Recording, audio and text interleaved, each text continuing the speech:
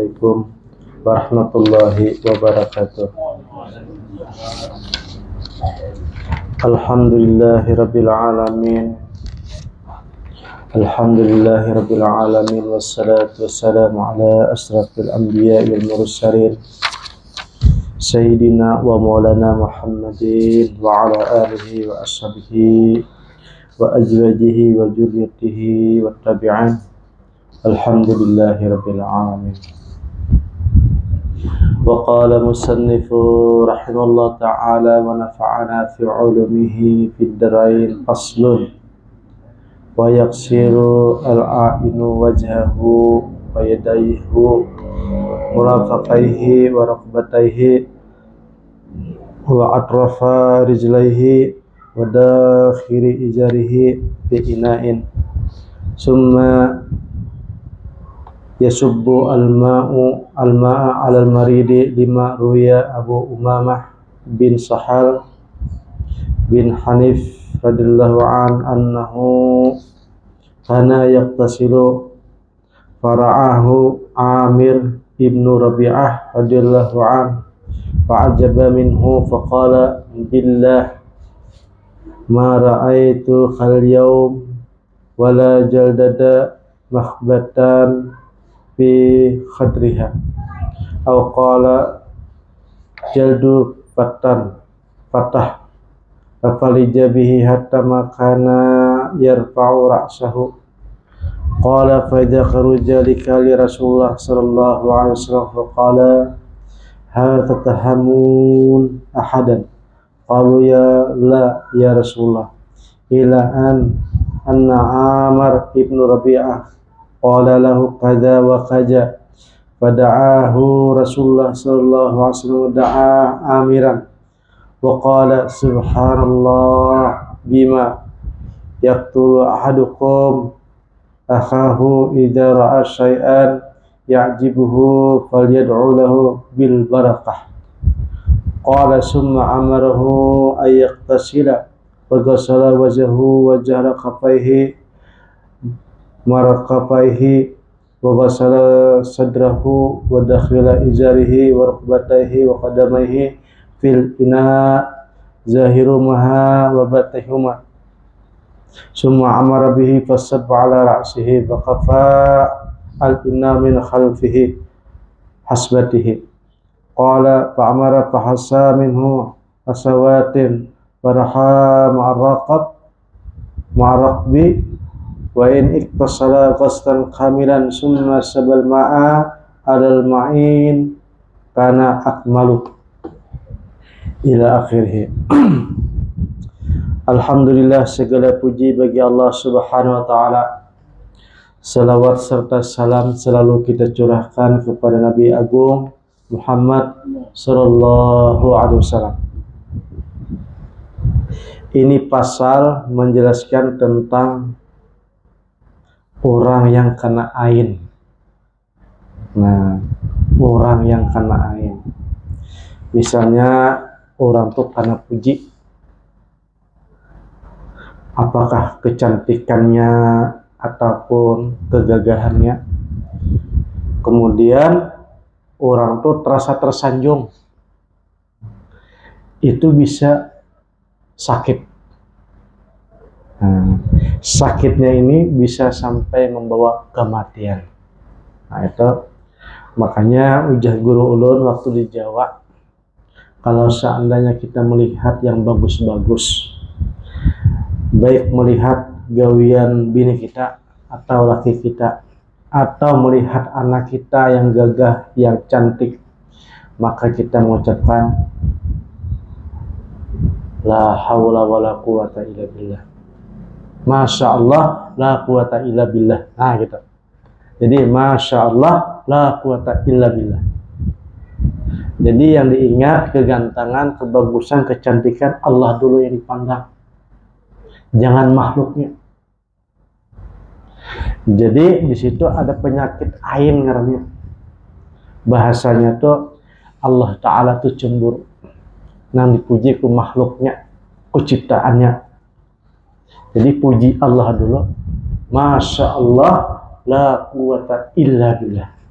supaya kecantikannya bertambah, kebaikannya bertambah, kesuksesannya bertambah, ataupun gawiannya pun bagus hasilnya.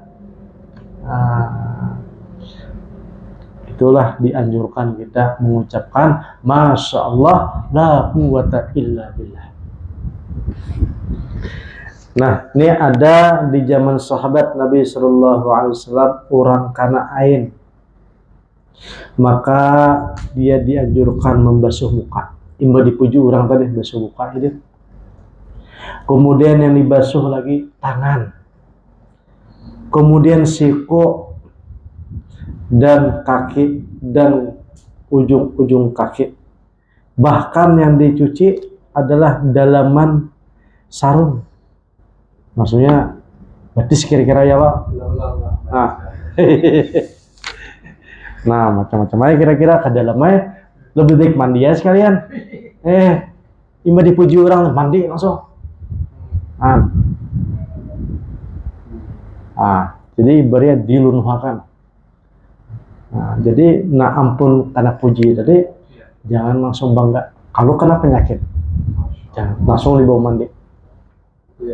Nah, kalau ulama bahari ataupun ulama sufi ketika dipuji, hidin ini kan hendak dipuji kan, maka hidin ini mencari supaya jadi hina kayak Pak.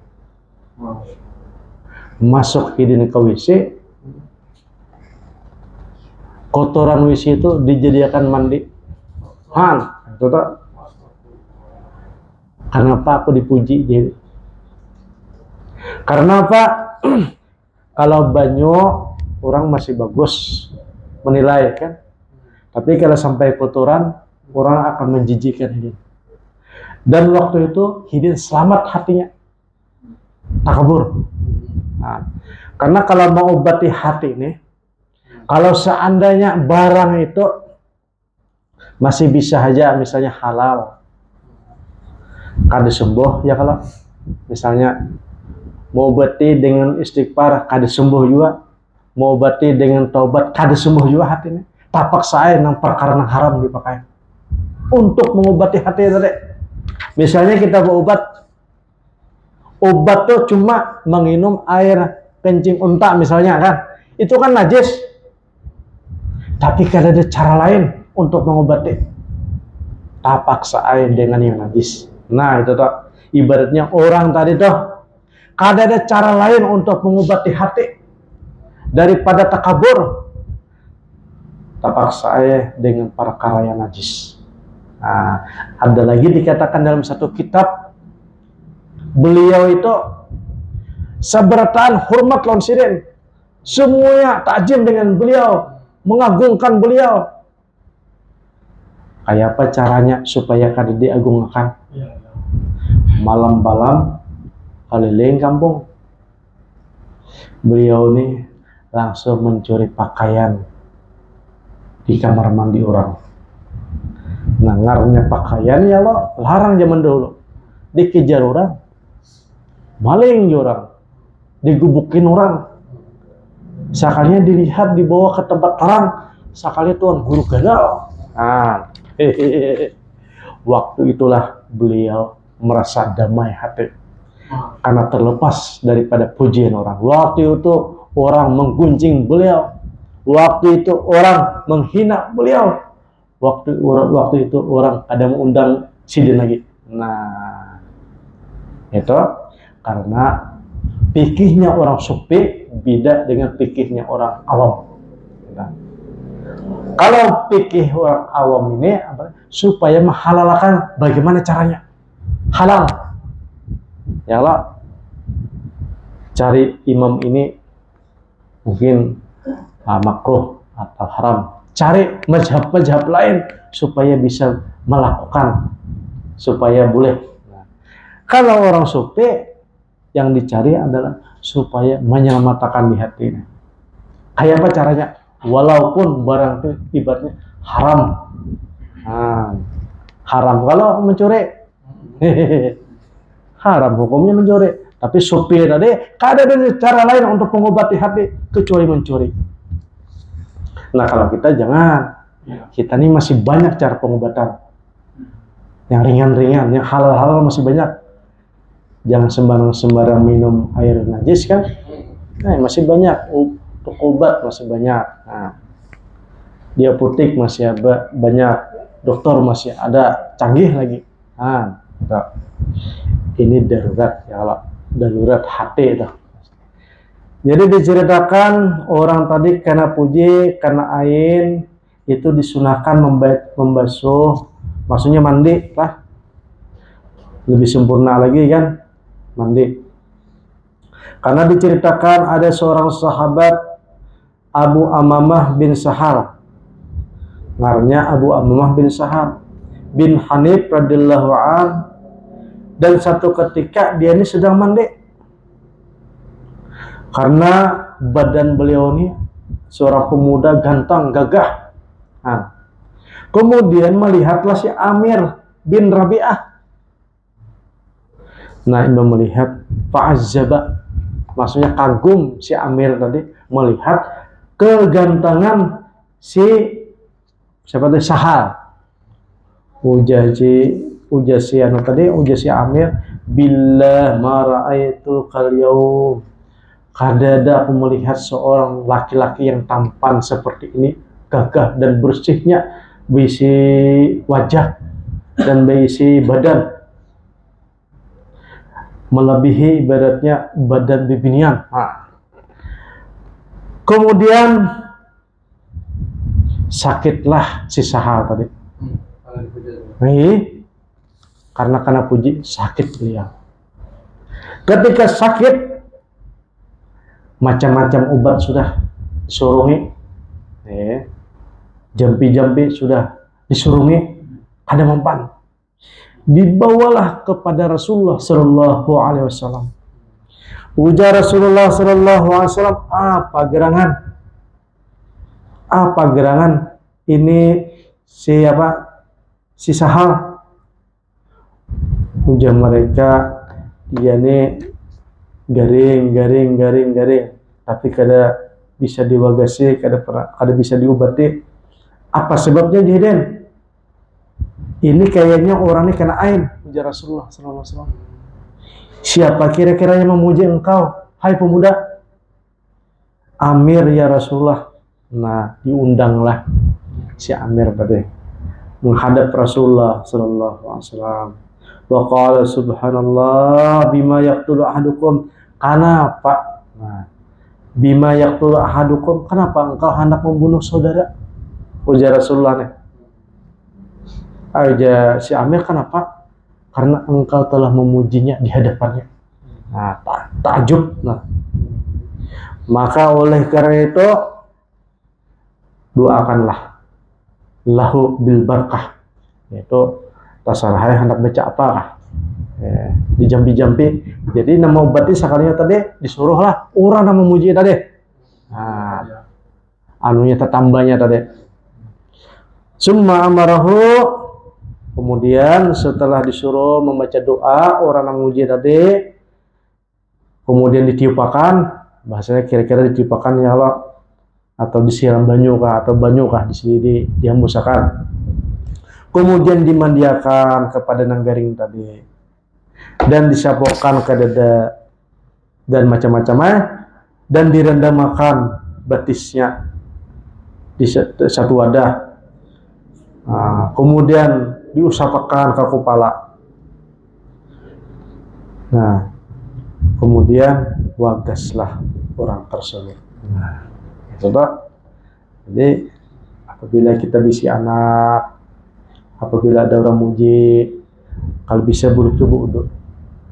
Nah, bodoh atau mandi. Kita kah kalau dipuji orang ya, kalau mungkin tambah anom ya. Tambah bungas ya. Ah, langsung dong karena banyak. Nah, jangan kena baju kalau garing. Apalagi orang nang mau capakan deh dari hati. Nah, dari hati. Karena ibaratnya ada kecemburuan di situ, Allah Azza wa Jalla. Allah Ta'ala berkecemburuan. Jadi jangan sampai makhluk ini memuji makhluk.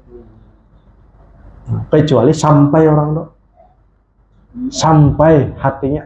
Ini kan pujian orang sampai itu beda dengan orang pujian orang yang masih balang kambingan. Kalau orang yang sampai itu firasatul mukminin adalah dari Allah. Artinya bisa firasat, bisa ittaqu firasatul mukminin, takutlah perkataan orang Islam, orang mukmin yang sampai tadi maksudnya. Nah, kita kalau ibaratnya berbicara itu langsung melihat ibaratnya lahul mahfud melihatnya. Nah orang sampai itu kayak itu. Jadi kada kalau berisyarat, kada kalau ucap, kecuali kalau memuji itu Allah Ta'ala memuji itu. Nah, kada lain dirinya kada, lain nafsunya kada. Allah Ta'ala, lah bahasanya itu ibaratnya Allah Ta'ala itu menumpang. Apa bahasanya? Memang kalau bahasa ketuhanan ngalih anak dikisahkan. Kalau ibadah menumpang kan ngalih.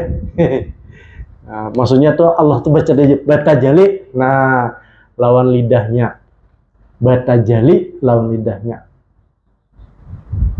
Nah, karena hatinya tuh ibaratnya langsung dari Allah Subhanahu wa taala tuh. Nah, khatarnya tuh. Yang khatarnya kan ada khatarnya kena khatar daripada Nabi ya Allah, ada khatar daripada wali, ada khatar dari Allah Azza wa Jalla. Tergantung kebersihan hati.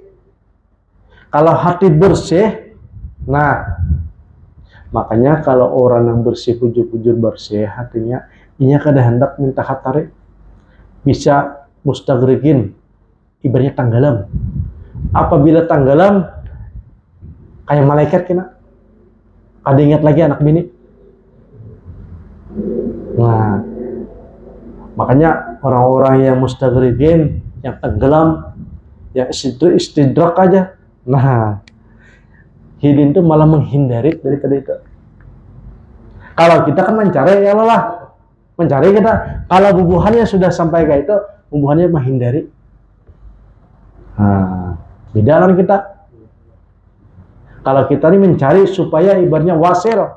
Kalau orang yang wasil itu sudah wasil, ini kalau bisa ibaratnya tanajul aja. Iya, tanajul.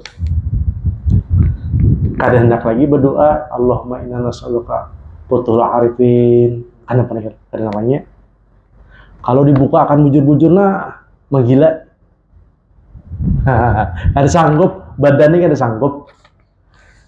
Setiap hari khatar kayak apa? Nah, kabar dari langit, kabar dari malaikat, kabar daripada Allah, kabar daripada Nabi, kabar daripada wali. Apakah terguncang anunya hidupnya? Itu. Itu. Malah menghindar. Jadi biasa saja akhirnya. Nah, akhirnya hidin itu ibaratnya sibuk dengan yang supaya bisa menghalangi. Supaya apa? Makanya orang datang kepada Nabi yang dalam keadaan istidrakat, ampih begini aja. Ampih makan ya. Nah, dalam keadaan istidrakat, ampih tidur. Nah, itu orang dalam keadaan asyik. Itu kadang kalau diumpatnya kita tak amun orang kayak itu kadang memang ada seperti itu, hamba Allahnya ada. Nah itu kalau sudah kita kalau berpian sudah sampai ke situ, misalnya sampai sidrak tuh, nah ibaratnya kalau sudah sampai ke situ sidrak atau dalam keadaan panah sidrak, itu kena hati itu hidup. Nah hidup itu adalah rohnya yang hidup. Jasad-jasadnya sudah istirahat. Nah ketika roh itu hidup, nah disitulah kita roh nang bermain, nang mendengar, berkalam-kalam. Jadi jasad nang istirahat tadi, yang hidup hanya khayal. Khayal tadi itulah yang menyimpan memori. Ketika menyimpan memori, ketika sadar, barulah paham. Nah, kepahaman tadi macam-macam. Ada kepahaman tauhid, ada kepahaman ma'rifat dunia, ada kepahaman tentang kenabian, ada kepahaman tentang kewalian. Nah, macam-macam. Ada kepahaman tentang perjalanan. Tergantung. Dan kadang-kala diminta. Kalau diminta ada mungkin dapat. Ada mungkin dapat. Itu hanya diberi. Itulah yang disebut adalah nur hati. Nah, itu. Nah, itulah orang ahli sufi itu, orang tasawuf itu bukan ilmu mendengar, apalagi ilmu hanya sekedar membaca. Kalau ilmu mendengar dan membaca, hasilnya hanya yakin. Tetapi kalau ilmu tadi yang dipelajari lewat rohani tadi, itulah yang disebut ada ilmu zauq. Jadi menyaksikan seorang dan yakin seorang. Dan ibaratnya kalau sudah ilmu zauq tadi dijalankan dan mengetahui, nah itulah yang disebut ibaratnya ampun seorang. Kalau mendengar tadi, membaca tadi, itu ampun orang. Kita hanya sekedar mengimani aja. Belum merdeka kita. Belum merdeka toh. Karena umpatan masih. Jadi kalau yang sebenarnya merdeka itu adalah ketika perjalanan kita seorang. Nah, perjalanan seorang itu ibaratnya dituntun tentang rohaninya, dituntun oleh guru kita atau mursyid kita yang mampu, yang ada jatah, yang ada izin.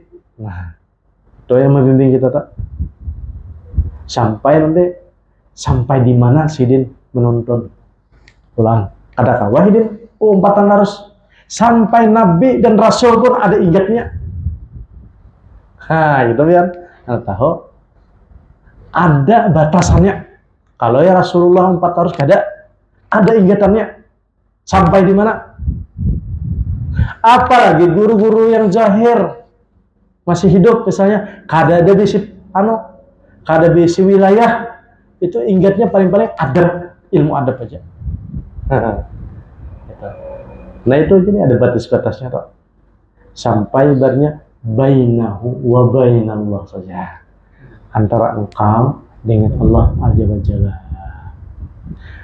Yang mana Allahnya, yang mana zatnya dipedahkan kita, dikisahkan itu kita.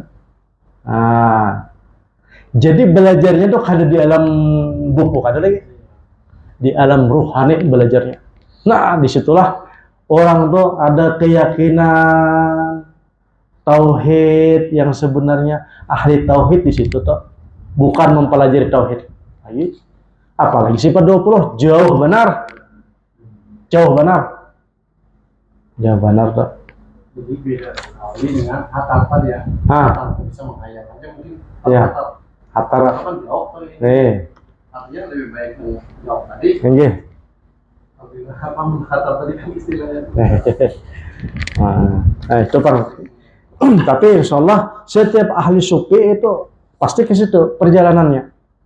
Tapi kalau cuma menceritakan dalam buku, itu ibaratnya ilmu buku, bukan perjalanan.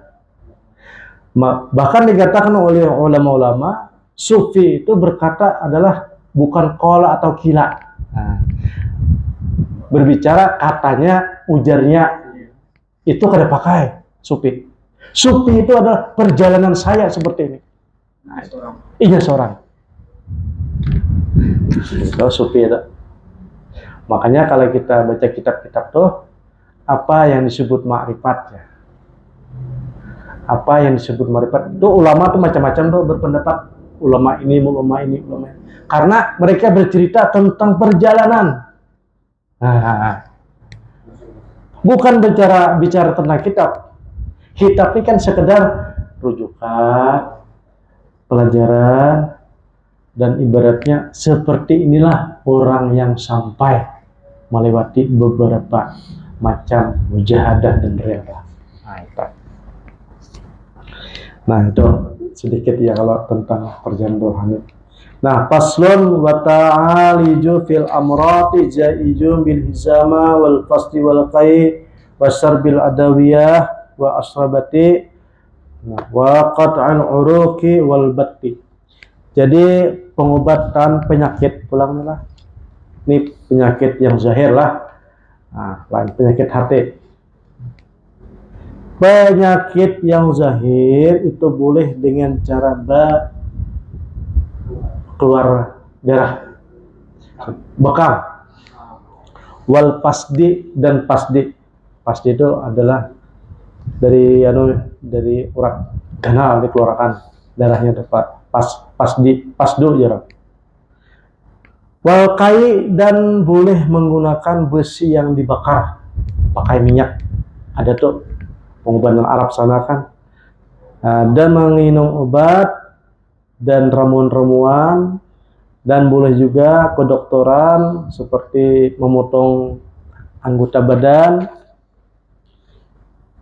dan supaya menghilangkan daripada penyakit-penyakit menular yang di badan, dan memotong wasir. Nah, seperti orang kena wasir untuk kebagusan badan.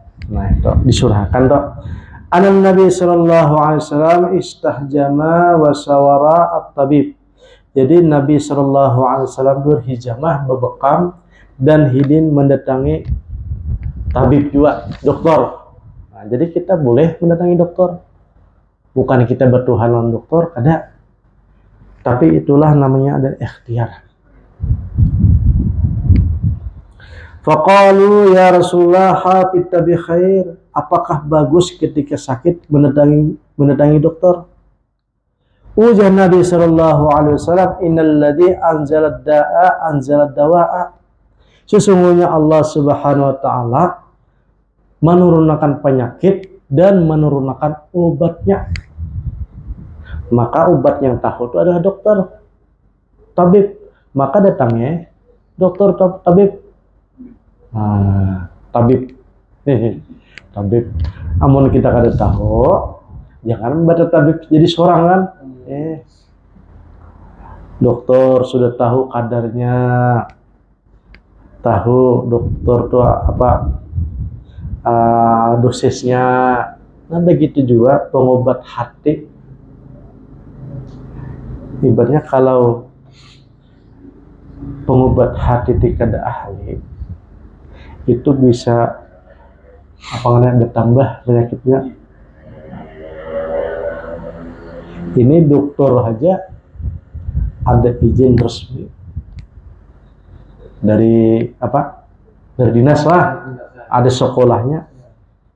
Dan begitu juga pengobat hati ini dinasnya tuh ada juga yang melantik tuh, ada sembarang. Kalau orang tersebut ada yang melantik, nah bisa bahasa sasatan, dalun ngaranya, sasat dan menyesatkan. Ini kada ada pelantikannya, Bang. Siapa yang melantik tabib hati? Yaitu Rasulullah sallallahu alaihi wasallam yang melantik. Kada gampang-gampang. Ayah Rasulullah kan udah meninggal, ruhaninya kan meninggal, nurnya tuh kada meninggal, selalu ada. Kita banaham belum dikasapakan oleh Allah Subhanahu wa taala karena banyak pendinding. Coba dikasapakan. Betah modelan Rasulullah sallallahu alaihi wasallam yang punya obat, tabib segala tabib, dokter segala dokter, hidin yang tukang obat deh. Itu yang paling harap tukang obat. Nah, kemudian ditanyakan tentang besi yang dipanaskan tadi. Mungkin di wadah kita ada kalau lah ada pengobatan Arab nih. Nabi pun menggunakan itu juga, dan sahabat-sahabat Nabi pun menggunakan pengobatan itu juga.